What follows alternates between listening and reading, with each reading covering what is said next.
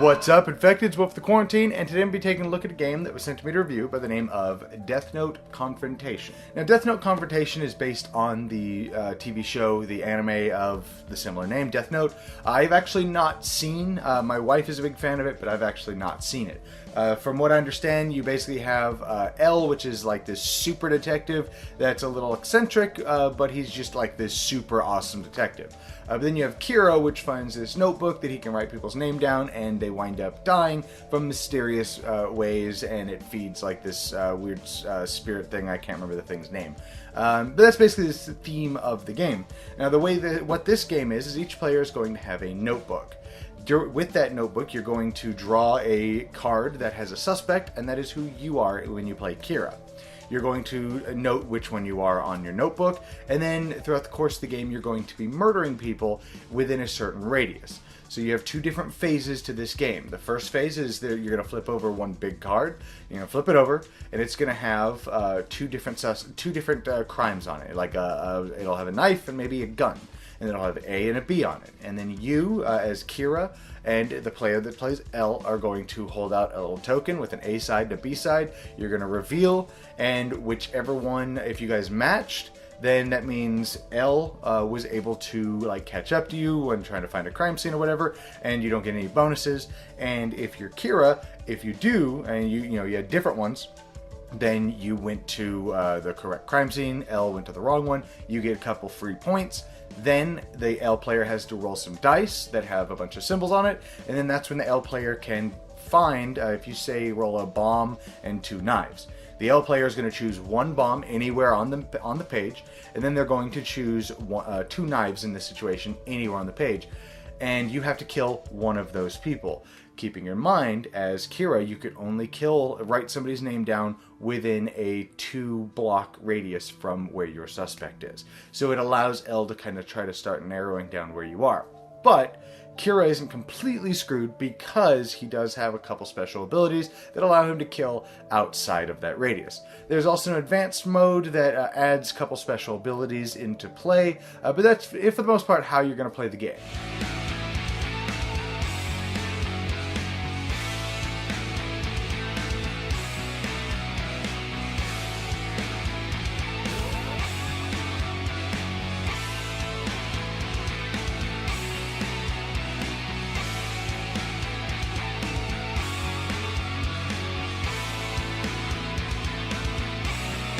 Now, Death Note Confrontation is an interesting game. So, as I mentioned earlier, I've never actually watched Death Note. My wife is a big fan of Death Note. I think the only Death Note I've seen was the not that great live action one.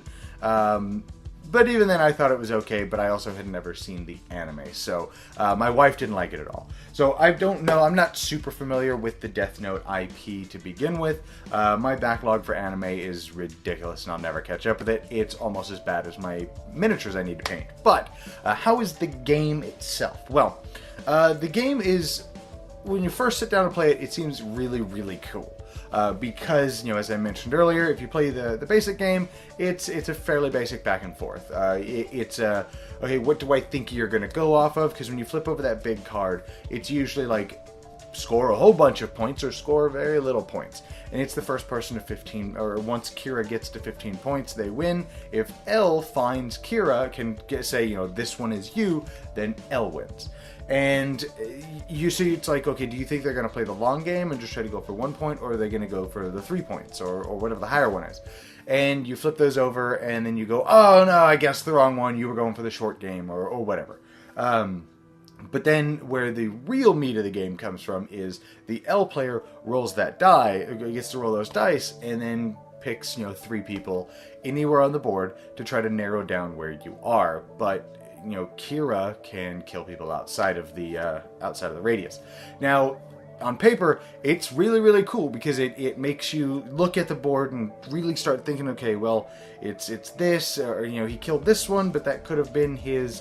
Maybe he was using one of his get to kill outside of the radius abilities. So maybe because he can only do that two times or 3 times in the advanced version, and so you wind up thinking about a lot of things. Now, where my problem with the game comes from is I've played this game a fair number of times, and every single game, Kira won. And in one of the games that I played as L, I stopped Kira every single time. 100% of the time I was able to guess where Kira was going. And so Kira was only getting basically half the points, because whenever you kill somebody, you always get those points. So the first little bit, you get the points for killing that just for free. It doesn't give L really any information. But when you kill somebody, when L rolls those dice and go, okay, well, 17, 26, and 102 or whatever. That way, maybe they're like this on the board to try to help narrow down a section. The problem with that is, like I said, I stopped, and this happened a couple times, I stopped Kira 100% of the time in a game, and Kira still won, and I had it narrowed down to maybe 3 or 4 different people, because Kira can kill people outside of that radius. So basically what you do is your first 3 kills, just kill people outside of your radius and mark that off. That way L basically starts 4 turns behind, and unless you just wind up making a wild stab in the dark, it's going to be very, very difficult for L to actually win in this game. Out of every game that we played in this, L came close to winning 1 time, and the player that played L had an idea of like 1 or 2, it was like 2 people, I think. It was between 1 to 2 people that I was. And then they wound up guessing wrong and they lost. And that's the biggest problem with this game. Other than that, the theme does feel there. That's probably the biggest strength of this game. The theme is there. Because from what I understand with the fans of the anime that played this, L is fighting an uphill battle. It's supposed to be incredibly difficult on L. He's not supposed to succeed, whole 9 yards. So the theme is there, and it does feel very crunchy and very stressful as L. Then when you play with the advanced area, it adds a little bit more strategy to it. Where you can, when you're trying to pick one of the 2 people to kill in the very beginning of every round, you can get apples, and you can use those apples to activate special abilities, which allow you to have another kill outside of the radius, or free points, or you can change your vote at the last second, and stuff like that. So, yeah, I wasn't a big fan of this. Now, there's a game that basically is this, but in my opinion, way better, and I actually have it in this little box, and it is called Noir by Level 99. It's almost the exact same game, except this one, both sides have an equal, almost, pretty much an equal chance. There's a lot more strategy behind this one than this one. Playing as L, I've won as every role in Noir. This is my promo Noir Vendines, but I've won in every role in Noir.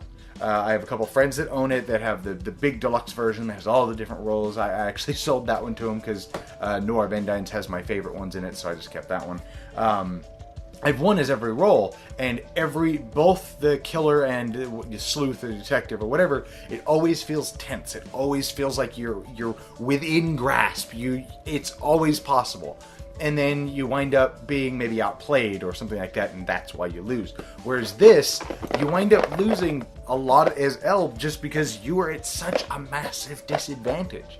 And it's a real big bummer, because other than that, the game is really fun. There's a lot going on in the game. There's a lot you're thinking about, and that's where the problem is. It's just the fact that when you play this, if you're buying it for the theme, just know that whoever's playing L, 99% of the time is going to be losing. Just because it is so difficult. Because again, I stopped L from getting half of their points, and I still lost. Purely because Kira was able to kill 3 people, I think we played the advanced version, kill 3 people outside of the range, and then unlock a 3rd one, or a 4th one. It was ridiculous, and that's my biggest problem with the game. But again, the positives are the theme is definitely there. Outside of the fact that as long as you understand that L is going to lose almost every time, the game is still very, very enjoyable and very, very fun. Another minor thing that I hated about the game is I don't like writing in my games. This one comes with the book that has a bunch of Chapter 1, a bunch of Chapter 2. Chapter 1 is the basic game, Chapter 2 is the advanced game, and you're writing in the book. I hate that. I don't like that. I don't like damaging games. So if I wind up keeping this, I'll probably just laminate one of the pages of each one and just do it that way. But that is my review for Death Note Confrontation. I hope you guys enjoyed this, and I'll see you guys next time in the quarantine.